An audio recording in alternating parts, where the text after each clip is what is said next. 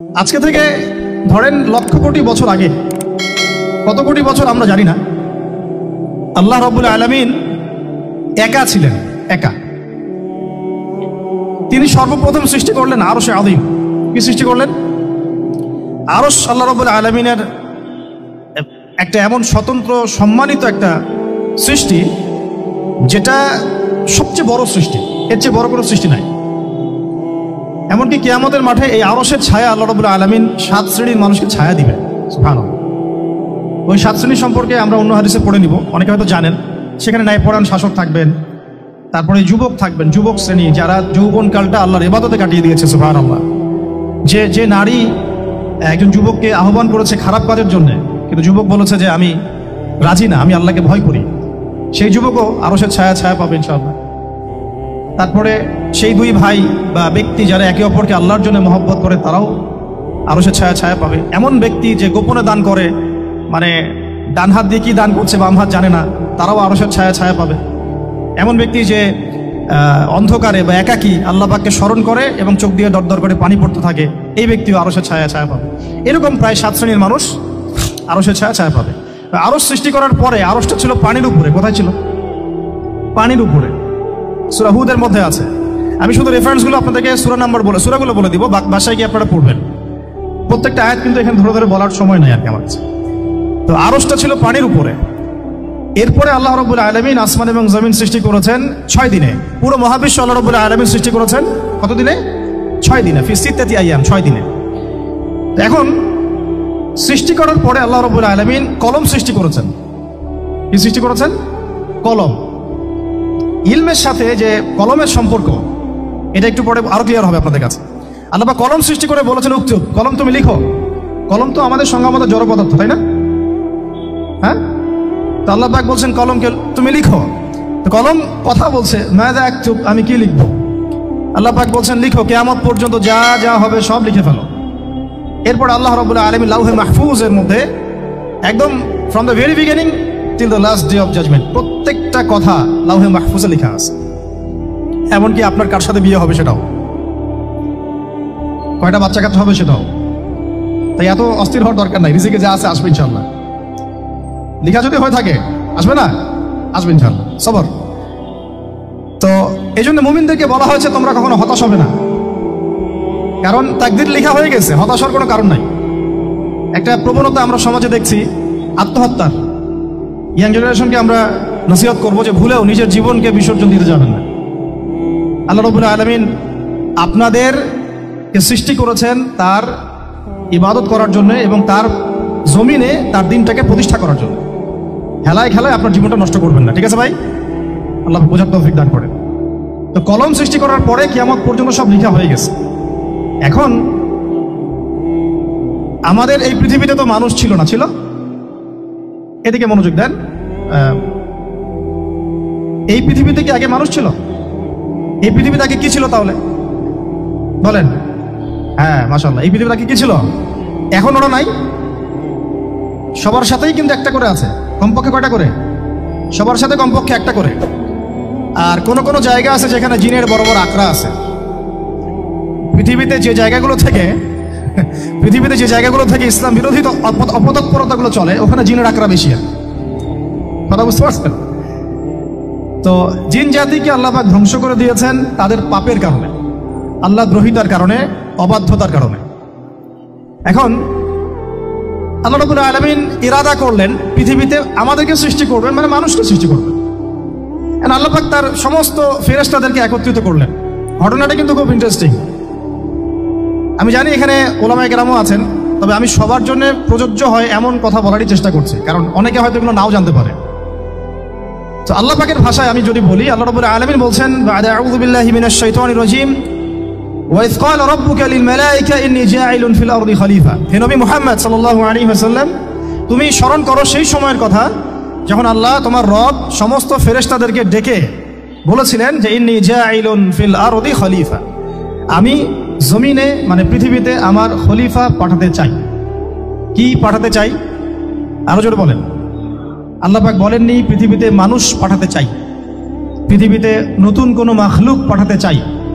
আমাদেরকে আল্লাহ পাক সম্মানের শব্দে সম্মানিত করেছেন বিশেষায়িত করেছেন, আমাদেরকে বলেছেন আমরা আল্লাহর খলিফা, আমরা আল্লাহর খলিফা।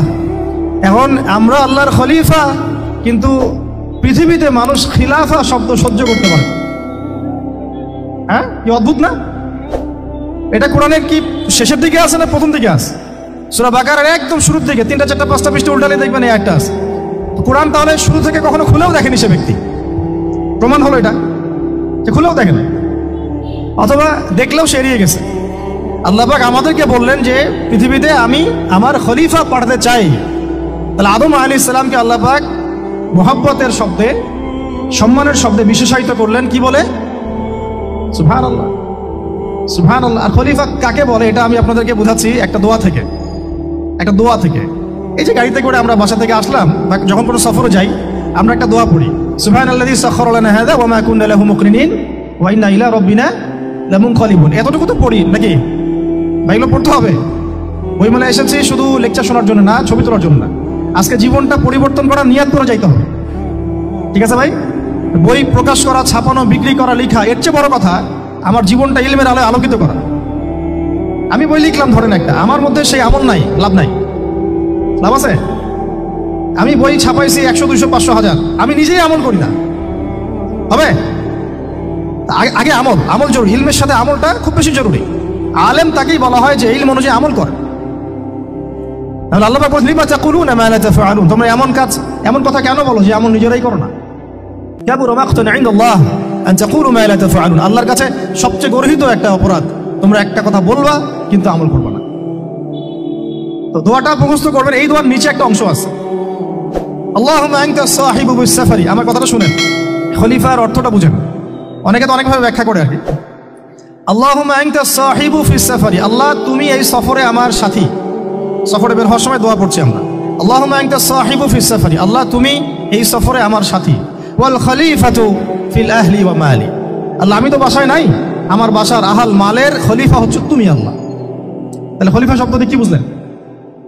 আল্লাহ আমার বাসার আহাল মালের খলিফা মানে কি? আমার স্থলাভিষিক্ত তুমি আল্লাহ। আমি ওখানে নাই বাসায়, আমি সফরে বের হয়ে গেছি, আমার স্ত্রী, আমার সন্তান, আমার মাল, আমার জান, এগুলোর দায়িত্ব তোমার, তুমি খলিফা। কত চমৎকার দোয়া। তাহলে পৃথিবীতে আমি আমার খলিফা পাঠাতে চাচ্ছি, তার অর্থ কি? আল্লাহ রাব্বুল আলামিন এই পৃথিবীতে আমাদেরকে তার প্রতিনিধি বানিয়েছেন। সুবহানাল্লাহ, সুবহানাল্লাহ।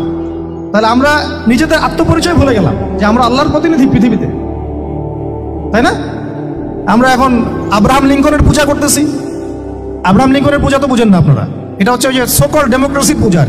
আল্লাহ পাক বলছেন, ওয়াল্লামা আদামাল আসমাআ কুল্লাহা, আল্লাহ বলছেন আমি আদমকে এই মহাবিশ্বের যত নাম আছে, নাউন্স, ইসম, সব শিক্ষা দিয়েছি। সুবহানাল্লাহ। এই মহাবিশ্বের যত নাউন্স, নাম, এখানে ইসম শব্দের অর্থ কিন্তু জ্ঞান।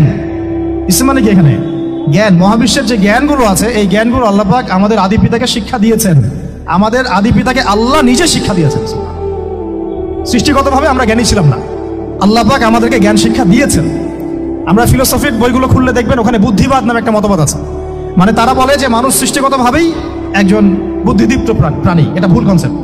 সৃষ্টিগতভাবে আমাদের মধ্যে জ্ঞান ছিল না, আল্লাহ পাক আমাদেরকে জ্ঞান শিক্ষা দিয়েছেন। কথা বুঝতে পারছেন? একটা মতবাদ তাদের আছে অভিজ্ঞতাবাদ, মানে মানুষ অভিজ্ঞতা থেকেই শিখে।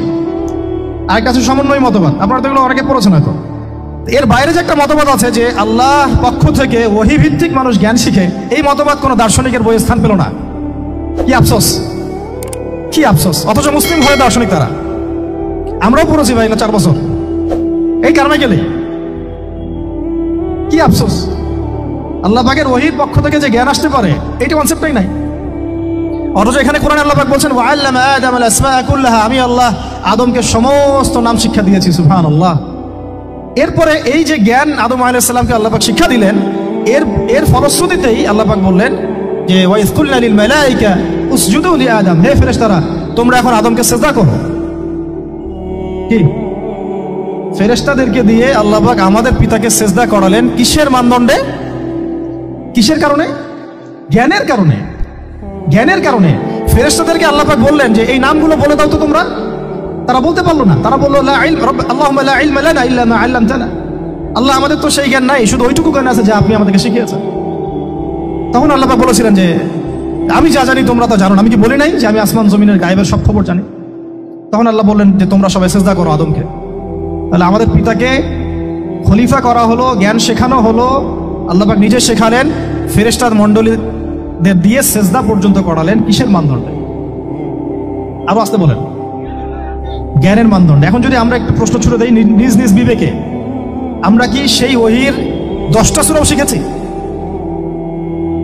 10টা পারা কি পড়া হয়েছে কখনো? 10টা সূরারও কি অর্থ জানি? অনেকে তো 10টা আয়াতের অর্থ জানি না। আমরা কি সেই ওহীর 10টা হাদিস শিখেছি? তাহলে আমরা কোথায় সম্মান খুঁজতেছি? পশ্চিমাদের কাছে? বলেন। সত্যি সবচেয়ে আফসোস লাগে আমার একটা জিনিস, যে মুসলিমরা আমরা এখন আমাদের আত্মপরিচয় ভুলে যাচ্ছি, আর আল্লাহ পাক আমাদেরকে যেখানে সম্মান রেখেছেন ওইখানে সম্মান না খুঁজে আমরা অন্যের দাসত্বের সম্মান খুঁজতেছি। আল্লাহ আমাদেরকে বোঝার তৌফিক দান করে। এটা অজ্ঞতার কারণে হচ্ছে। আমাদের কাজ তাদেরকে সচেতন করা বা তাদেরকে মেসেজ পৌঁছে দেয়া। আমরা উগ্র পন্থা অবলম্বন করব, আমরা হিকমার সাথে প্রজ্ঞার সাথে মানুষকে বোঝানোর চেষ্টা করব, এগুলো বোঝানোর অংশ। এখন আচ্ছা, আরেকটা কথা আপনাদেরকে বলি, একটা কথা মাঝখানে মিস হয়ে গেছে। এই যে আল্লাহ পাক আমাদেরকে খলিফা করে পাঠিয়েছেন, খলিফার কাজ কি? প্রশ্ন না? আমাদের কাজ কি তাহলে? এই কাজটা আল্লাহ পাক আবার ব্যাখ্যা করেছেন সূরা সদের মধ্যে। কোন সূরায়? সূরা সদ। সদ নামে একটা সূরা আছে, সূরা ইয়াসিনের আগে পড়ে পাবেন। তো এখানে আল্লাহ পাক আরো একজন নবীকে তার খলিফা বলেছেন। সেই নবীর নাম দাউদ আলাইহিস সালাম। কি নাম?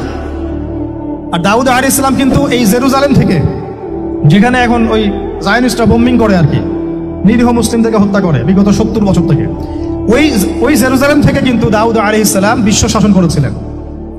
তার পরবর্তীতে তার সন্তান সুলাইমান আলাইহিস সালামও কিন্তু ওখান থেকেই বিশ্ব শাসন করেছিলেন। আর এখনকার বানু ইসরাইল দাবিদার এই জায়নিস্টরা, তারাও কিন্তু ওই ফিকিরি করছে, ওখান থেকে তারা বিশ্ব শাসন করতে চায় এবং তারা মনে করে তাদের একজন মাসিহ আসবে, সেই মাসিহ আসলে তারা বিশ্ব শাসন করবে। আমরা সেই মাসিহের নাম জানি মাসিহুদ দাজ্জাল। কি নাম? এই দাজ্জালকে ওরা ওদের সত্য মাসিহ মনে করে, আমরা জানি হচ্ছে মিথ্যা ভণ্ড প্রতারক মাসিহ, অথচ ওরা মনে করে এটা হচ্ছে সত্য মাসিহ। এই জায়গায় তারা ধোঁকা খাচ্ছে। অথচ সত্য মাসিহ হচ্ছেন ঈসা আলাইহিস সালাম, যিনি আবার শেষ জামানায় আসবেন এবং তার হাতেই এই মাসিহুদ দাজ্জাল মারা যাবে। এবং তারপরে পুরো বিশ্বে আবার ওই খিলাফা কায়েম হবে, ওই যে খলিফা, ওটা সারা বিশ্বে কায়েম হবে। এই টাউন হলও বাদ যাবে না ইনশাআল্লাহ। এটা মানুষ মানতে চাচ্ছে না, কিন্তু মানুষ না মানলে কি? আল্লাহ পাকের নকশায় সব আঁকা আছে কখন কি হবে। কে কে কল্পনা করেছিল যে আজকে আপনারা বসে এখানে দিনের আলোচনা করবেন? হ্যাঁ, কল্পনা করা যায় তো? যে শব্দগুলো আপনারা বলছেন এগুলো বললেই তো নাই গায়ে, এখন বলছেন। কেউ কি কল্পনা করেছিল যে হঠাৎ করে এমন একটা সময় চলে আসতে পারে? কেউ কিন্তু কল্পনা করেনি, আল্লাহ পাকের নকশায় ছিল। এখানে আমাদের একটা আফসোসের কথা, এখানে মাস্টারমাইন্ড আল্লাহ রাব্বুল আলামিন। প্রকৃত মাস্টারমাইন্ড কে? আমরা ক্রেডিট নেওয়ার প্রতিযোগিতায় ব্যস্ত হয়ে আছি এখন, কার কত ক্রেডিট নেওয়া যায়। এখানে একক ক্রেডিট পাওয়ার যোগ্য কেউ না, সমস্ত ক্রেডিট কার? আল্লাহ রাব্বুল আলামিন। এটা আল্লাহর সাথে গাদ্দারি করতে যায় না, তাহলে ভুলে যান। কারণ আমি বারবার বলেছি আপনাদেরকে, কোরআন থেকে একটা শিক্ষা আমরা শিখেছি, একটা কম যখন মাজলুম থাকে, দুর্বল মাজলুম জুলুমের শিকার হচ্ছে, আল্লাহ পাক সেই কমটাকে বাঁচান, কোনো না কোনো একজন ত্রাণকর্তাকে পাঠান, কোনো একটা সূরাতে আল্লাহ পাক সেই কমকে বাঁচায় দেন। আবার যদি এই নিয়ামতটা পাওয়ার পরে ওই কম আবার এই জুলুম শুরু করে, আবার আল্লাহ দ্রোহিতা শুরু করে, আল্লাহ পাক তার চেয়ে বড় জালেম চাপাই দিবে। কথা বুঝতে পারছেন? আল্লাহর সাথে গাদ্দারি করতে যাই না, আল্লাহ পাক আমাদেরকে বোঝার তৌফিক দান করে। এখন খলিফার কাজটা কোথায় পাবেন? কোন সূরায় ভাই বলেন? সূরা সদে আল্লাহ পাক দাউদ আলাইহিস সালামকে খলিফা সম্বোধন করে বলছেন, ইয়া দাউদ। কি চমৎকার আহ্বান! ইয়া দাউদ, হে দাউদ, ইন্না জাআলনাকা খলিফাতান ফিল আরদ। দেখো, আমি আল্লাহ তোমাকে পৃথিবীতে খলিফা করেছি। কি করেছি? খলিফা করেছি। তোমার কাজ কি শোনো। ফাহকুম বাইনান নাসি বিল হক। বোঝার চেষ্টা করেন একজন খলিফার কাজ কি। খলিফা মানে আল্লাহর প্রতিনিধি, জমিনে যে দায়িত্বশীল, অন্য মানুষের উপরে যে দায়িত্বশীল, তার কাজ ফাহকুম বাইনান নাসি বিল হক, মানুষের মাঝে ন্যায় বিচার প্রতিষ্ঠা করবে, এটা তোমার কাজ। তাহলে এখন যারা আমরা এই জায়গায় আছি বা ভবিষ্যতে আসবো, আরো কাল আগাতে থাকবে, সময় আগাতে থাকবে, নতুন নতুন নেতৃত্ব আসবে, সবার ফাংশন একটাই, ফাহকুম বাইনান নাসি বিল হক। আমাদের কাজ হবে মানুষের মাঝখানে কি করা? ন্যায় বিচার, বিচার ফয়সালার ক্ষেত্রে ইনসাফ করা, ন্যায় বিচার করা। তো ন্যায় বিচার তো এখন জাদুঘরে আছে নাকি? হ্যাঁ, কোন কোন ক্ষেত্রে আমরা চাই না যে ন্যায় বিচার জাদুঘরে যাক, আমরা চাই আবারও ন্যায় এবং সাম্যের সমাজ প্রতিষ্ঠা হোক। ইনশাআল্লাহ এরপর থেকে আমরা কোনো অন্যায় সহ্য করব না। ইনশাআল্লাহ এরপর থেকে আমরা কোনো জল্লাদতন্ত্র কায়েম করতে দিব না। আমাদের যা আছে তাই নিয়ে প্রতিবাদ হবে ইনশাআল্লাহ। কারণ এখনকার প্রজন্ম প্রতিবাদের ভাষা বুঝে। এখন যদি আপনারা আবার সেই প্রাচীন জুলুমের তন্ত্রে মন্ত্রে ফিরে যান, তাহলে আল্লাহর গজব চলে আসবে, বড় গজব। তো খলিফার কাজ কি ভাই? কি কাজ বললাম বলেন?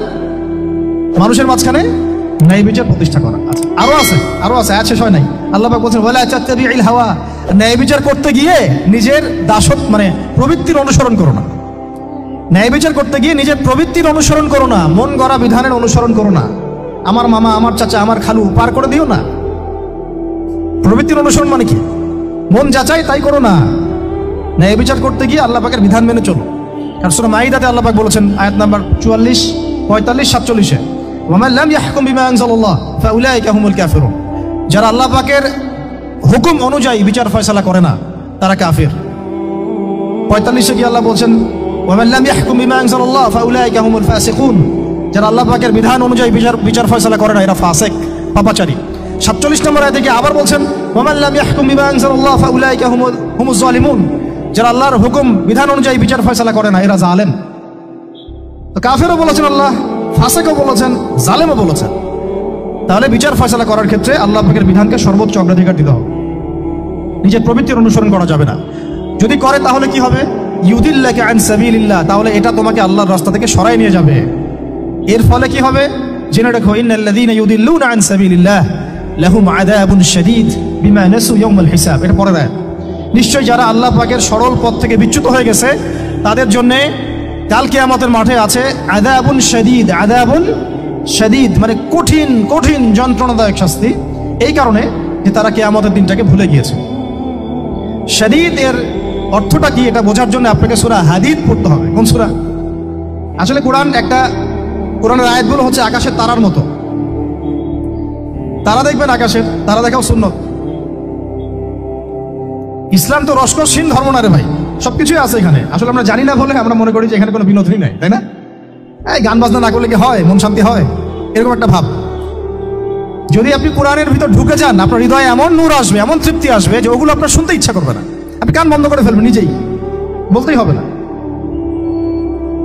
এখন কিছু নতুন ইসলামিস্ট আসছে, তারা এগুলোকে ইসলামের অন্তর্ভুক্ত বলে মনে করার দাবি করতেছে, যেগুলো এগুলো তো নিষেধ নাই, এগুলো তো নিষেধ করা হয় নাই। কতটুকু জানেন ইসলাম সম্পর্কে? আপনি না জেনে কেন কথা বলেন? নবী সাল্লাল্লাহু আলাইহি ওয়াসাল্লাম রাস্তা দিয়ে হাঁটছেন, ওই সময় তো অনেক পূজা অর্চনা ইত্যাদি হতো মক্কায়। তো এখানে ঢাক ঢোলের শব্দ আসছে। নবী সাল্লাল্লাহু আলাইহি ওয়াসাল্লাম নিজের 2 আঙ্গুল কানের মধ্যে ঢুকিয়ে দিলেন, দিয়ে পাশে একজন সাহাবী তাকে জিজ্ঞাসা করছেন হাঁটতে হাঁটতে হাঁটতে হাঁটতে, তুমি কি এখন আওয়াজ শুনতে পাচ্ছ? সাহাবী বলেন, না ইয়া রাসূলুল্লাহ, এখন আওয়াজ শুনতে পাচ্ছি না। তখন তিনি হাত কান বের করলেন। এটা নবীর সুন্নাত।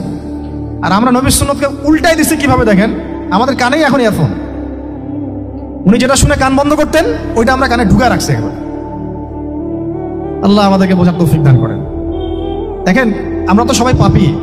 আমার মনে হয় না আমরা কেউ নবী সাল্লাল্লাহু আলাইহি ওয়াসাল্লামের সুপারিশ ছাড়া পার পাবো, এমনটা মনে হয় না আমাদের। সবাই পাপী, আপনি আমি আমরা সবাই। তো সেই যে নবীর সুপারিশ আমরা প্রত্যাশা করছি, সেই নবীর সুন্নতকে যদি এইভাবে অবজ্ঞা করতে থাকি তাহলে কি সুপারিশ পাবো ভাই? কি মনে হয় আপনাদের? অ্যাটলিস্ট সুন্নতকে তো সম্মান করতে হবে নাকি? আল্লাহ বোঝার তৌফিক দান করেন। আমি তাহলে যেটা বলছিলাম যে আল্লাহ পাকের বিধান অনুযায়ী বিচার ফয়সালা করতে হবে, এটা খলিফার কাজ। ন্যায় বিচার করতে হবে মানুষের মাঝখানে, এবং নিজের প্রবৃত্তির অনুসরণ করা যাবে না, তাহলে আল্লাহর পথ থেকে দূরে সরাই দিবে। এখানেই বললাম শাদীদ বুঝতে গেলে আপনাকে কোন সূরা পড়তে হবে? সূরা হাদীদ। আকাশের তারার কথা কেন বললাম? যে আকাশের তারাগুলো যদি মেলাতে পারেন দেখবেন বিভিন্ন শেপ তৈরি হয়। প্রত্যেকটা তারার অবস্থানের গাণিতিক একটা ব্যাখ্যা আছে। যারা অ্যাস্ট্রোনমি নিয়ে পড়াশোনা করেন তারা জানেন, এগুলা সবাই জানবেন না। প্রত্যেকটা তারাকে আল্লাহ পাক এত সূক্ষ্মভাবে স্থাপন করেছেন যে যদি একটু সামান্য একটু ডানে বামে এগুলো সরে যায়, মহাবিশ্বের এই স্থিতিশীলতা নষ্ট হয়ে যাবে। এবং এটার কসমও আল্লাহ পাক কোরআনে করেছেন সূরা ওয়াকিয়ার মধ্যে। কোন সূরা? সূরা ওয়াকিয়াতে আল্লাহ পাক বলেছেন ফালা উকসিমু বিমাওয়াকিইন নুজুম, আমি তারার অবস্থান স্থলের স্থিতির কসম করে বলছি। আল্লাহ পাক এর কসম করেছেন। কত গুরুত্বপূর্ণ জিনিস, ঠিক আছে? পরেরগুলো বললাম না। সূরা হাদীদ কেন পড়বেন? সূরা হাদীদ আল্লাহ পাক বলেছেন যে ওয়ানজালনাল হাদীদা ফীহি বাসুন শাদীদ। এই যে শাদীদ বোঝাতে গিয়ে হাদীদে আসছে। আল্লাহ পাক বলছেন যে আমি আল্লাহ পৃথিবীতে আসমান থেকে লোহা নাজিল করেছি। অবাক করার বিষয় না? লোহার খনি খুঁজতেছেন আপনারা মাটির নিচে, তাই না? আল্লাহ পাক বলছেন আমি লোহা নাজিল করেছি, আনজালনা, ঠিক যেমন ইন্না আনজালনাহু ফি লাইলাতুল কদর, আমি লাইলাতুল কদরে কোরআন নাজিল করেছি, আসমান থেকে নাজিল হয়েছে, তাই না? এরকমই ওয়া আনজালনাল হাদিদা, আমি হাদিদ লোহা নাজিল করেছি, ফিহি বাসুন শাদীদ, যে লোহার মধ্যে আছে কঠিন শক্তি আছে না? আয়রন যে অণু পরমাণুগুলো, এগুলোর শক্তি সবচেয়ে বেশি না? কেমিস্ট্রিতে আপনারা পড়েছেন। তাহলে এখন আল্লাহ পাক বলছেন কিয়ামতের দিন তাদের জন্য আযাবুন শাদীদ, যারা আল্লাহ পাকের খলিফার দায়িত্ব পালন করবে না, যারা খলিফার দায়িত্ব পেয়েও ন্যায় বিচার করবে না, ইনসাফ করবে না, প্রবৃত্তির অনুসরণ করবে, ঠিক আছে, আল্লাহর পথ থেকে বিচ্যুত হয়ে যাবে, তাদের জন্য কিয়ামতের মাঠে এই শাস্তি আছে। তাহলে আমরা কি খলিফা শব্দ বুঝতে পারলাম? আমাদের পিতা যে খলিফা, এটা কি বুঝতে পারলাম? তাহলে এখন বলেন তো, প্রত্যেক নবী কি আল্লাহর খলিফা ছিলেন না? ছিলেন কি না? প্রত্যেক নবী কি আল্লাহর বিধান দিয়ে বিচার ফয়সালা করেন নাই? মানুষের মাঝখানে ইনসাফ করেন নাই? ন্যায় বিচার প্রতিষ্ঠা করেন নাই? এরপরে সাহাবায়ে কেরামের যুগে তারা কি ন্যায় বিচার প্রতিষ্ঠা করেন নাই? তাহলে হঠাৎ করে কি হলো বিশ্ববাসীর মধ্যে যে একেবারে কোরআন হাদিস এর মৌলিক বিষয়গুলো, এগুলো সব পাশ কাটিয়ে আমরা মানব রচিত বিধানগুলোর দিকে চলে গেলাম? রহস্যজনক না বিষয়টা? এটা হচ্ছে দাজ্জালীয় একটা শাসন আসতেছে সামনে। দাজ্জাল নিজেকে খোদা বলে দাবি করবে এবং সে সমস্ত মানব জাতিকে বুঝাবে যে সেই খোদা, নাউযুবিল্লাহ। সে অনেক ভেলকি দেখাবে, মানুষকে তার দিকে টেনে নিয়ে আসবে, এমনকি সে এক হাতে জান্নাত এক হাতে জাহান্নাম নিয়ে ঘুরবে। নবীজি বলেছেন যে তার জান্নাতে প্রবেশ করবে ওটাই তার জাহান্নাম, আর যে তার জাহান্নামে প্রবেশ করবে সেটাই হচ্ছে জান্নাত। তাহলে পুরো বিশ্ববাসীকে আল্লাহ থেকে দূরে সরিয়ে একটা গডলেস ওয়ার্ল্ডে রূপান্তরিত করার একটা তৎপরতা চলছে, লক্ষ্য করতেছেন না? এটা মূলত আপকামিং যে দাজ্জালীয় সভ্যতার ভবিষ্যৎবাণী নবীজি করেছেন, এই দিকেই ওয়ার্ল্ড যাচ্ছে আস্তে আস্তে ওই দিকে যাচ্ছে। তবে নবীজি এটাও বলেছেন সাল্লাল্লাহু আলাইহি ওয়াসাল্লাম যে আমার উম্মতের মধ্যে একটা তাইফা, একটা দল, কিছু মানুষ সবসময় হকের উপর অটল থাকবে ইনশাআল্লাহ, কিন্তু তাদের সংখ্যা হবে খুব কম। এখন আমাকে আপনারাই বলেন যে ওই হকের উপর অটল থাকতে হলে আমার সেই জ্ঞান লাগবে কি লাগবে না? বলেন। যেই জ্ঞান আমাদের পিতাকে শেখানো হয়েছে, দেখবেন প্রত্যেকটা মানুষের মধ্যে কিছু প্রতিভা আছে, সৃজনশীলতা আছে না? একটা বুদ্ধিদীপ্ত একটা তাড়না মানুষের ভিতরে কাজ করে। এটা কোত্থেকে আসছে জানেন? আমাদের পিতার ডিএনএ থেকে আসছে। আমাদের পিতার ডিএনএ থেকে, আমরা কিন্তু সবাই তার সন্তান। এরপরে পৃথিবীতে মানুষ পাপাচারে যখন লিপ্ত হলো প্রচন্ড রকম, তখন নূহ আলাইহিস সালামকে আল্লাহ পাক পাঠান এবং তিনি প্রায় 950 বছর দাওয়াতের কাজ করলেন, 40টা বা 80টা পরিবার ইসলাম কবুল করলো। তখন আল্লাহ পাক এই মুমিনদেরকে বাদ দিয়ে সবাইকে গারদ করে দিলেন, ধ্বংস করে দিলেন। মানে আমরা যারা পৃথিবীতে এখন বেঁচে আছি, যে আপনি আমি, আপনাদের নাম আমি জানি না, আমরা যারা বেঁচে আছি, আমরা কিন্তু কোনো না কোনোভাবে ওই 40 বা 80 পরিবারের সন্তান। আমরা আত্মীয়, কিন্তু আমরা সবাই কিন্তু আত্মীয়, জানেন? 40টা বা 80টা পরিবার বাদ দিয়ে বাকি সব মানুষকে আল্লাহ পাক ধ্বংস করে দিয়েছিলেন নূহ আলাইহিস সালামের মহাপ্লাবনে। ঘটনা জানেন না? 40 বা 80টা পরিবারকে বাদ দিয়ে বাকি সবাইকে আল্লাহ পাক ধ্বংস করেছেন ওই মহাপ্লাবনে। তাহলে এখন এই বিশ্বে যত মানুষ আছে তারা কয়টা পরিবারের সন্তান? ওই 40-80। আমরা কোনো না কোনোভাবে একে অপরের আত্মীয় হই, মুসলিম অমুসলিম সবাই, মুসলিম অমুসলিম সবাই। আমরা যে অসাম্প্রদায়িকতার কথা বলি না, এই শব্দটাকে ভালো অর্থে নেওয়া যায়। কি অর্থে? অন্যান্য ধর্মাবলম্বী মানুষ যারা, তারা তাদের ধর্ম স্বাধীনভাবে পালন করবে, কোনো সমস্যা নেই, আমরা তাদের এই কাজে বাধা দিতে যাব না। একইভাবে আমরা আমাদের ধর্ম স্বাধীনভাবে পালন করব, তারা এখানে কোনো বাধা দিতে পারবে না। সিম্পল। তারা তাদের উৎসব তাদের মতো পালন করবে, আমরা আমাদের উৎসব আমাদের মতো পালন করব। না আমি মূর্তি পাহারা দিতে যাব, আর না আমি মূর্তি ভাঙতে যাব। সিম্পল। আমি পাহারাও দিতে যাব না, ভাঙতেও যাব। সিম্পল। আমরা কি কুরবানিতে তাদেরকে বলতে পারবো ভাই আসেন আমার বাসায় দাওয়াত খান? এটা হয় কখনো? লাকুম দীনুকুম ওয়ালিয়া দিন, আপনাদের দিন আপনাদের, আমাদের দিন আমার। সিম্পল। এই অর্থে ঠিক আছে, কিন্তু সব ধর্ম মিলে যে নতুন ধর্ম বানানোর চেষ্টা করা হচ্ছে বাংলাদেশে, এটা ঠিক নাই। এটা শুভঙ্করের ফাঁকি। সব ধর্ম মিলে নতুন ধর্ম করার কোনো সুযোগ নাই। আমরা সবাই এক পরিবারের সন্তান। এখন আমাকে বলেন, নূহ আলাইহিস সালামের একটা ছেলে ছিল, নাম জানেন? কি নাম বলেন? কে? না না, মাশাআল্লাহ। কয় ছেলে ছিল তার? হ্যাঁ, না, মূলত 4জন সন্তান থেকে বড় বড় 4টা গোত্র সৃষ্টি হয়েছে। শাম এক সন্তানের নাম কি? এটাকে কেন্দ্র করে এই যে সিরিয়ান কন্টিনেন্টে, পুরো প্যালেস্টাইন, সিরিয়ান, অ্যারাবিয়ান কন্টিনেন্টে যত মানুষ তার বংশধর, ঠিক আছে? হাম, একটা সন্তানের নাম হাম। এখান থেকে আফ্রিকার যে কালো কালো মানুষগুলো সব তাদের বংশধর। একটা হচ্ছে ইয়াফাস, ইউরোপিয়ান যারা সাদা চামড়া সব এদের বংশধর। আরেকটা যে কেনা, এই ছেলেটা কি বলেছিল, বাবা ডাকছে নৌকায় আসো তাড়াতাড়ি, নৌকায় আসো তাড়াতাড়ি, না হলে আজকে আল্লাহ পাক আযাব দিয়ে ধ্বংস করে দিবেন। সে নবীর সন্তান হওয়ার পরেও আল্লাহ প্রদত্ত ওহীর জ্ঞানকে মূল্যায়ন না করার কারণে ধ্বংস হয়ে গেল। আর ওই 40টা বা 80টা পরিবার নাজাত পেল কিভাবে? আল্লাহর পক্ষ থেকে নাজিলকৃত ওহীর জ্ঞানকে প্রাধান্য দিয়ে আনুগত্য করে। তাহলে কোন জ্ঞানকে আমরা প্রাধান্য দিব ভাই? আমি বলছি না যে আমরা দুনিয়াবি জ্ঞানগুলোকে শিখবো না, ওই প্রসঙ্গে আমি একটু পরে আসছি যে আমরা শিখবো এবং কিভাবে শিখবো, কতটুকু শিখবো। আগে এই অংশটুকু শেষ করি। ঠিক একইভাবে আপনারা কি আদ জাতির নাম জানেন? আদ, সামুদ। ওই যে সৌদি আরব এখন যেখানে লাইন বানাচ্ছে, লাইন প্রজেক্ট, ওই আলোলা বলে, আলোলা লাইন প্রজেক্ট বানাচ্ছে, দেখবেন অনলাইনে। ওই জায়গা দিয়ে নবী সাল্লাল্লাহু আলাইহি ওয়াসাল্লাম তাবুক যুদ্ধের সময় গিয়েছিলেন। যাওয়ার সময় তিনি বলেছিলেন, তোমরা মাথা নিচু করে কান্নাকাটি করতে করতে এখান থেকে অতিক্রম করো। সাহাবীরা মাথার উপর কাপড় দিয়ে কান্নাকাটি করতে করতে জায়গাটা পার করেছেন, কারণ ওই জায়গায় সামুদ জাতি ছিল যাদেরকে ধ্বংস করা হয়েছে। ওটা হচ্ছে এখন পর্যটন স্পট। সুবহানাল্লাহ। তো আদ এবং সামুদ জাতিকেও আল্লাহ পাক ধ্বংস করলেন, কিন্তু তাদেরকে করেন নাই যারা ওহীর জ্ঞানকে প্রাধান্য দিয়েছে। ইব্রাহিম আলাইহিস সালাম কোন জ্ঞানের বদৌলতে আল্লাহকে চিনলেন? মানব রচিত জ্ঞান নাকি আল্লাহর পক্ষ থেকে নাজিলকৃত জ্ঞান? বলেন। মূসা আলাইহিস সালাম কোন জ্ঞানের বদৌলতে ফিরআউনের মতো এই যে কি বলবো প্রতাপশালী একজন শাসকের সামনে দাঁড়িয়ে বুক ফুলিয়ে ইসলামের দাওয়াত দিলেন? কোন জ্ঞানের আলোকে? ওহীর জ্ঞান। আর ওহীর জ্ঞান যখন নাজিল করা হয়েছে তখন তিনি দোয়াটা পড়ছিলেন, রব্বি ইশরাহ লি সাদরি ওয়া ইয়াসসির লি আমরি ওয়াহলুল উকদাতাম মিন লিসানি ইয়াফকাহু কওলি। প্রত্যেক নবী, ইউসুফ আলাইহিস সালাম কারাগারে 12 বছর থেকেছেন। কত বছর? 12 বছর। আমাদের অনেক ভাই এরকম 5 বছর, 7 বছর, 10 বছর, 12 বছর থেকেছে, আছে। এমনও মানুষ আছে, এখন বলা যায় তাই বলি, যে ওই যে একটা শব্দ শুনেছেন আয়না ঘর, ওখানে দীর্ঘদিন ছিল, তারপরে নাই, কোথায় গেছে আল্লাহই ভালো জানে। ইউসুফ আলাইহিস সালামও এরকম কারাগারে ছিলেন। কত বছর? 12 বছর। কিন্তু আল্লাহ পাক তাকে এমন একটা জ্ঞান শিক্ষা দিয়েছিলেন, তিনি স্বপ্নের ব্যাখ্যা বলতে পারতেন, যে কোনো স্বপ্নে। রাজা স্বপ্ন দেখলেন যে 7টা গাভী, জীর্ণশীর্ণ গাভী, মোটা তাজা গাভীকে খেয়ে ফেলছে, স্বপ্নের ব্যাখ্যা কেউ দিতে পারে না। কিন্তু ওই জেলখানায় 2জন ছাড়া পাওয়া মানুষ, ছাড়া পাইছে 2জন, আর কি 2জনের মধ্যে একজন বেঁচে আছে, একজন নাই। মানে 2জন বসে বসে ইউসুফ আলাইহিস সালামকে বলছিলেন যে আমরা একটা স্বপ্ন দেখলাম যে আমার মাথায় রুটি আছে, পাখি এসে রুটি খেয়ে ফেলছে, আর আমি স্বপ্ন দেখলাম যে আমি শরাব পান করাচ্ছি, ব্যাখ্যা কি? ইউসুফ, তোমাকে সত্যবাদী বলে জানি। ইউসুফ আলাইহিস সালাম বললেন, তোমার মাথায় রুটি যেটা খেয়ে নিচ্ছে তার মানে তোমাকে শুলদণ্ড দেওয়া হবে, আর তুমি যে পানি পান করাচ্ছ তার মানে তুমি নাজাত পাবে, ছাড়া পাবে। হলেও তাই। আর যে নাজাত পাবে তাকে ইউসুফ আলাইহিস সালাম বলে দিলেন যে তুমি রাজদরবারে গিয়ে আমার কথা বলো, আমার কথা আলোচনা করো। তো সে ভুলে গিয়েছিল। পরে যখন এই স্বপ্নটা দেখলো বাদশা, তখন বাদশা সবাইকে ডাকলো, ডেকে বললো যে এই গাভীর স্বপ্নের ব্যাখ্যা কি?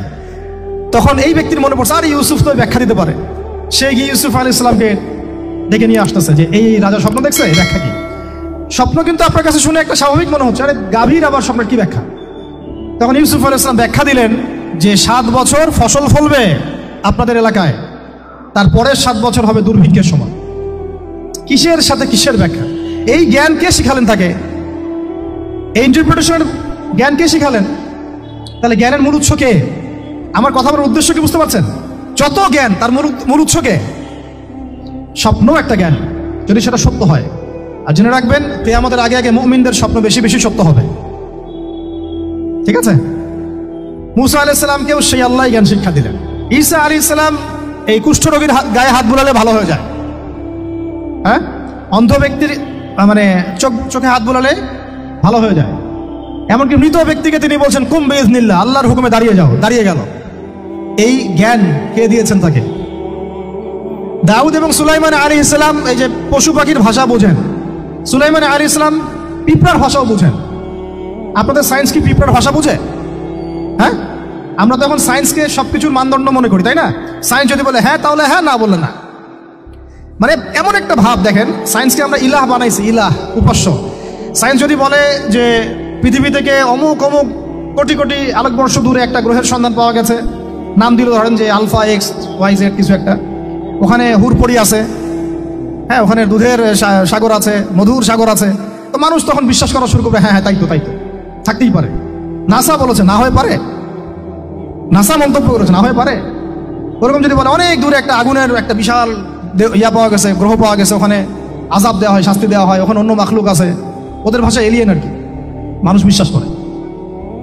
এটা আল্লাহ পাক কোরআনে বলছেন যে সুলাইমান আলাইহিস সালাম পিঁপড়ার ভাষাও বুঝতেন, ওই কথা বিশ্বাস করতে চাচ্ছে না।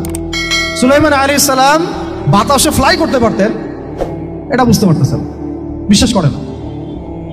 তাহলে ওই প্রযুক্তি না থাকলে এয়ারক্রাফট কিভাবে আবিষ্কার করলেন? যে প্রযুক্তিগুলো পৃথিবীতে চলে গেছে ইতিমধ্যে, ওগুলো ভবিষ্যতেও আসতে পারে। যেমন একটা প্রযুক্তির কথা বলি, সুলাইমান আলাইহিস সালাম বসে আছেন, একজনকে বললেন না সাবার রানী বিলকিসের সিংহাসন কে নিয়ে আসতে পারবে? একজন বললো যে আপনি উঠে দাঁড়াইতে যতক্ষণ সময় লাগে এর মধ্যে নিয়ে আসবো। উনি বললেন যে হবে না, এটাতে হবে না, তুমি স্লো, তুমি 3G 4G না, এত স্লো স্পিডে আমার হবে না। এই কথা বলেন নাই, মজা করলাম আর কি। আমাদের ইউটিউবাররা আবার এই অংশ কাট করে আবার প্রচার করে দিতে পারে। দেখেন কিসের সাথে কি ব্যাখ্যা করলো, কোরআনকে 3Gর সাথে তুলনা করলেন আবু তহাদ না, ব্যাস কাম সারা দেশে ওইটাই ইস্যু। তখন মহা মুসিবত, মানে বাঙালি জাতির মধ্যে দিন প্রচার করা। আমাদের সালাফদের ভাগ্য ভালো যে তারা আগেই, মানে এই প্রযুক্তি আসার আগেই দুনিয়া থেকে তারা চলে গেছে। মুশকিল না, যত ইস্যু এগুলোর কারণেই সৃষ্টি হয়। তো যাই হোক, প্রসঙ্গে আসি, কোথায় ছিলাম ভাই, যে কথা হারায় ফেললাম। হ্যাঁ আরেকজন বললেন যে না, আপনি চোখের পলক ফেলতে যতক্ষণ লাগে এর মধ্যে দেখবেন সিংহাসন সামনে। সুবহানাল্লাহ, কি প্রযুক্তি বলেন! এই প্রযুক্তির সামনে কি বিশ্ববাসী যেতে পেরেছে? দেখেন সুলাইমান আলাইহিস সালামের বাতাসে ফ্লাই করাটা কিন্তু এখন পৃথিবীতে খুব কমন হয়ে গেছে। আমরা সবাই ফ্লাই করতেছি বাতাসে, তাই না? যদি আপকামিং কোনো সময় আপনি দেখেন যে এইরকম চোখের পলকেই একটা বস্তু আরেকটা জায়গা থেকে এক জায়গায় চলে আসতেছে, আমি অবাক হব না ইনশাআল্লাহ। কারণ কোরআনে অতীতে এই ঘটনার দলিল আছে। বুঝতে পারতেছি না? এক কথায় সমস্ত জ্ঞানের মূল উৎসকে। এরপরে আসেন, অত আর লম্বা করছি না, আমাদের নবী মুহাম্মদ সাল্লাল্লাহু আলাইহি ওয়াসাল্লাম আসেন। আমরা তো তার উম্মত। 23 বছরে, একটু মনোযোগ দেন, এটা আলোচনার লাস্ট পার্ট, ঠিক আছে? 23 বছরে তিনি পুরো জাহেলিয়াতকে পরিবর্তন করে দিয়েছেন। কত বছরে? 23 বছর। আপনারা কি জানেন যে আইয়ামে জাহিলিয়াতে আসলে কি কি সমস্যা ছিল? কেন ওই যুগটাকে আমরা জাহিলিয়াত বলি? বেসিক্যালি 5-6টা সমস্যা ছিল। কয়টা? 5-6টা। 1 নম্বর শিরক। 1 নম্বর কি? আমার সাথে বলেন। শিরক আমাদের ওয়ার্ল্ডে নাই, এটা তো গ্লোবাল শিরক চলতেছে এখন। শুধু ধর্মীয় শিরক চলতেছে নাকি? এখন শিরক হচ্ছে পলিটিক্সে, শিরক হচ্ছে ইকোনমিক্সে, শিরক এডুকেশনেও আছে, শিরক কালচারের মধ্যেও আছে। কথাগুলো বুঝতে হবে একটু গভীরভাবে। তখন সমস্যা ছিল রিবা, সুদ। এখন নাই। রিবা ছাড়া কোনো সিস্টেম আছে এখন ওয়ার্ল্ডে? আমি গতকালকে একটা হাদিস মোতালা করছিলাম সুদ সংক্রান্ত। নবীজি বলেছেন সাল্লাল্লাহু আলাইহি ওয়াসাল্লাম যে একটা যুগ আসবে সামনে, সুদবিহীন কোনো মানুষই চলতে পারবে না। যে চলতে চাইবে তার গায়েও সুদের ছিটা ফোটা গিয়ে লাগবে। আসে নাই সেই যুগ? সুবহানাল্লাহ, কিভাবে তিনি এত স্পেসিফিকলি কথাগুলো বলতে পারেন? নিশ্চয়ই তিনি এমন একজন সত্তার কাছ থেকে জ্ঞান পেয়েছেন যিনি সব জানেন, অতীত বর্তমান ভবিষ্যৎ, তাই না? এমনকি নবীজি বলেছেন ইমামুল মাহদির সময় যে 10 জন ঘোড়সাওয়ার বের হবে এবং তারা গিয়ে খোঁজ নিতে যাবে যে দাজ্জাল বের হয়েছে কিনা। নবীজি বলছেন আমি সেই 10 জনের নামও জানি, তাদের বাবার নামও জানি। সুবহানাল্লাহ, সুবহানাল্লাহ। কিয়ামতের মাঠে আলী রাদিয়াল্লাহু আনহু, আবু বকর রাদিয়াল্লাহু আনহু, ওমর, উসমান রাদিয়াল্লাহু আনহুম আজমাইন, তাদের হিসাবটা কেমন হবে ওইটাও নবী সাল্লাল্লাহু আলাইহি ওয়াসাল্লাম আগেই বলে দিয়েছেন। সবচেয়ে দ্রুত হিসাব হবে এই উম্মতের আলী ইবনে আবি তালিব রাদিয়াল্লাহু আনহু। যাবেন, বের হবেন, শেষ। কি মানুষ, তার জীবনীটা পড়ে দেখবেন। আমি শেষের দিকে বলে দিব আপনাদেরকে আজকে, এবং এটা রেকর্ডেড থাকবে, ইনশাআল্লাহ অনলাইনে দিয়ে দিব, যে আপনারা কোন কোন সাবজেক্টের বই কিনবেন। বই মেলা তো শুধু মানে আসলেন একটা একটা র্যান্ডমলি বই কিনলেন এমন না, টপিক ধরে ধরে সাবজেক্ট ওয়াইজ বই কিনতে হবে, ঠিক আছে ভাই? বই কেনার পিছনে টাকা পয়সা খরচ যদি না করেন, মানে দিনের জন্য অর্থ ব্যয় করার মানসিকতা না থাকে, এলেম পাওয়া যাবে। অনেক মুহাদ্দিস নিজের গায়ের জামা খুলে দিয়ে পর্যন্ত বই নিয়ে বাসায় গিয়েছে, জানেন? তাদের সমস্ত সম্পত্তি বিক্রি করে দিয়েছেন বই কেনার জন্য। আজকে সকালে আমাদের এক ভাই মোজাকারা করছিলেন যে আমারই এক ওস্তাদ, বাংলাদেশের অনেক বরেণ্য একজন আলেমে দ্বীন, প্রবীণ আলেমে দ্বীন, তার কথা আলোচনা হচ্ছিল যে তিনি কিতাব পড়তে পড়তে পড়তে হঠাৎ একটা কিতাব তিনি খুঁজে পাচ্ছেন না। তো ছাত্রদেরকে পাঠালেন যে খুঁজে নিয়ে আসো তো, কোথায় আছে? কেউ খুঁজে পায় না। তিনি নাকি ওযু করে এসে নামাজ 2 রাকাত নামাজ পড়ে বাচ্চার মতো হাউমাউ করে কান্নাকাটি শুরু করলেন, আল্লাহ আমার সেই কিতাব কোথায় গেল, আমার কিতাবটা এনে দাও। তলাবুল ইলম কাকে বলে দেখেন, ইলমের তালেব, ইলমের ছাত্র কাকে বলে? এই যে ইলমের ছাত্র, আমরা কি ছাত্র হইতে পারছি? একটা বইয়ের দাম যদি দেখি 100 টাকা, বাস আমাদের গায়ে লাগে। 100 টাকা দিয়ে তো আপনার গার্লফ্রেন্ডকে নিয়ে বসতে গায়ে লাগে না, বসলে তো 500 টাকা চলে যায়। জিনা থেকে বাঁচতে না পারলে কলবে আল্লাহ নূর আসবে না। আল্লাহ পাক আমাদের কথাগুলো বোঝার তৌফিক দান করেন, আমিন। জিনা, আবার বলছি, জিনা থেকে বাঁচতে হবে, অন্যথায় কলবে নূর আসবে না। আল্লাহ পাক আমাদেরকে বোঝার তৌফিক দান করেন, আমিন। কোথায় ছিলাম ভাই বলেন? 1 নাম্বার কি ছিল? শিরক। 2 নাম্বার রিবা, সুদ। ওইটা বলতে গিয়ে হাদিসটা কথা বলেছিলাম। এই সুদটা কি এখন বেশি না কম? এখন সুদ মানুষ খাচ্ছে, যুক্তিও দিচ্ছে যে এই যুগে এখন সুদ না খাইলে কি চলে? একদিন একটা মসজিদে বয়ান করছিলাম, তো মসজিদে বয়ানের মাঝখানে একজন দাঁড়ায় গেল, দাঁড়ায় আমাকে বলছে যে ওস্তাদ, হুজুর বুঝলাম আপনার সব কথা ঠিক আছে, এখন আমার 1 লাখ টাকা ধার লাগবে, আমি কোত্থেকে নিব? বলেন আসলে উত্তর দিবেন কি? হ্যাঁ, সুদের ক্ষতিকর বিষয়গুলো যেমন বলতে হবে, সুদবিহীন ব্যাংকিং সিস্টেম এবং অর্থনৈতিক ব্যবস্থাও তো চালু করতে হবে। সেটা কি? সেটা হচ্ছে যাকাত। সেটা কি? যাকাত, সাদাকা এবং কর্জে হাসানা। এগুলো তো চালু করছি না আমরা শুধু কথা বলছি তাত্ত্বিক যে সুদ হারাম। আমিও তো অনেক জায়গায় বলছি, কারণ বলতে হচ্ছে না, আপনার জানাতে তো হবে। সুদের পাপের সবচেয়ে নিম্ন শাখা হচ্ছে মায়ের সাথে জিনা করা, সর্বোচ্চ শাখা হচ্ছে আল্লাহ এবং তার রাসূলের সাথে যুদ্ধ করা। একটা হাদিস বুখারীতে এরকম আসছে, বুখারীতে কি তিরমিজিতে, আমি রেফারেন্সটা ভুলে যাচ্ছি, তবে হাদিসটা সহিহ। নবী সাল্লাল্লাহু আলাইহি ওয়াসাল্লাম বলেছেন, যে ব্যক্তি 1 দিরহাম সুদ খায় সে যেন 36 বার জিনা করে। আর আপনারা তো জানেন, এটা আমার বলার দরকার নাই। 4 শ্রেণীর মানুষকে নবী অভিশাপ দিয়েছেন, যে নিজে খায়, তারপরে যে সুদ দেয়, যে লিখে রাখে, যে সাক্ষী থাকে। আমি বলতে যাচ্ছি, আইয়ামে জাহিলিয়াতে এই সুদটা ছিল, আমাদের এই বর্তমান ওয়ার্ল্ড অ্যাফেয়ার্সে নাই। বাংলাদেশ একটা কান্ট্রি হিসেবে চিন্তা করবেন না, আপনি গ্লোবালি চিন্তা করবেন, কারণ এখন একটা দেশ স্বতন্ত্রভাবে চলতে পারে না। ওয়ার্ল্ড ব্যাংকের সাথে আপনাকে ডিল করতে হবে, IMF এর সাথে। আমি যদি প্রেসিডেন্ট হই, তো আমাকেও করতে হবে, আপনি হলে আপনাকেও করতে হবে। কথা বলে তো শুধু কথা বলে লাভ নাই, আপনার বিকল্পটা কি? আসলে বিকল্প ব্যবস্থাটা কি? এটা তো মূল কথা। ইকোনমিক্স নিয়ে কতগুলো কিতাব আছে এখানে, ইসলামিক ইকোনমিক্স নিয়ে আমরা কতগুলো কিতাব ছাপাইছি, বর্তমান ওয়ার্ল্ড অ্যাফেয়ার্স নিয়ে আমরা কতগুলো কিতাব ছাপাইছি। নবী সাল্লাল্লাহু আলাইহি ওয়াসাল্লাম বলেছেন, শেষ জামানার সবচাইতে আমার উম্মতের উপর ভয়াবহ ফিতনা হচ্ছে মাসিহুদ দাজ্জাল। কি নাম বলেন? এখন আপনি আমাকে মাদ্রাসার পুরো সিলেবাসে কন্টেন্টে আমাকে দাজ্জাল নিয়ে একটা ফ্যাকাল্টি দেখান, আছে? কয়টা কিতাব আছে? সবচেয়ে ভয়াবহ ফিতনা নবীর মুখে, নিজের মুখে বলা, সবচেয়ে ভয়াবহ। এর চেয়ে ভয়াবহ কোনো ফিতনা আসে নাই, আসবেও না। তো এখন আপনি আমাকে বলেন যে এই ফিতনা সংক্রান্ত কতগুলো কিতাব আপনার কাছে আছে বাসায়, বলেন। তাহলে গ্যাপস আছে না আমাদের মধ্যে? গ্যাপস ফিল আপ করতে হবে। কথাগুলো বলার উদ্দেশ্য হচ্ছে গ্যাপসটা ফিল আপ করা। তো এই রিবার সমস্যাটা এখনো আছে। আল্লাহ পাক আমাদেরকে রিবা মুক্ত জিন্দেগি দান করেন, আমিন। এবং আমি রিকোয়েস্ট করব বিনয়ের সাথে যে আমাদের ঊর্ধ্বতন কর্তৃপক্ষ যারা আছেন, শুধু একটা কাজ করেন না, একটা কাজ 1টা বছর করেই দেখেন না কি হয়। প্রত্যেকটা মুসলিম, অমুসলিমদের কথা বলছি না, যেহেতু এটা খিলাফা স্টেট না, সেহেতু অমুসলিমরা এখানে জিজিয়া দিবে না। খিলাফা স্টেটে অমুসলিমরা জিজিয়া দেয়, এটা তো খিলাফা স্টেট না, এটা তো ডেমোক্রেটিক স্টেট এবং সেকুলার স্টেট। শুধু মুসলিমদের কাছ থেকে যাদের নিসাব পরিমাণ সম্পদ হয়েছে জাকাত দেওয়ার, সবার কাছ থেকে রাষ্ট্রীয়ভাবে বাধ্যতামূলক জাকাত নেন, দেখেন না অর্থনীতি সচল হয় না? 1টা বছর নিয়ে দেখেন না কি হয়। কেউ এই উদ্যোগ গ্রহণ করতে পারতেছে না। কেন হচ্ছে না আমরা বুঝতে পারতেছি না। কর্জে হাসানার এনজিও চালু করা যায়। আমরা অনেক সংগঠন করছি, সোশ্যাল, অরাজনৈতিক ইত্যাদি রাজনৈতিক। আমরা ইকোনমিক এনজিও খুব একটা করতে পারছি না। কিন্তু এই জায়গাগুলো দখল করে ফেলছে, দেখেন কারা কারা, নাম বলতে চাচ্ছি না। এবং যারা যারা দখল করছে তারা কিন্তু এখন রাষ্ট্রের অনেক বড় বড় জায়গায় হস্তক্ষেপ করতেছে। ইভেন ট্রান্সজেন্ডারের মধ্যে ইস্যু কিন্তু তারাই ঢুকাই দিচ্ছে ভিতরে, ঢুকায় নাই? উত্তরবঙ্গ জুড়ে, পুরো উত্তরবঙ্গে ঘুরে আসেন, দেখেন কাদের তৎপরতা বেশি। নীলফামারীতে সফর করে দেখলাম যে ওখানে একটা গ্রামের মধ্যে 24টা এনজিও কাজ করতেছে, শুধুই সব।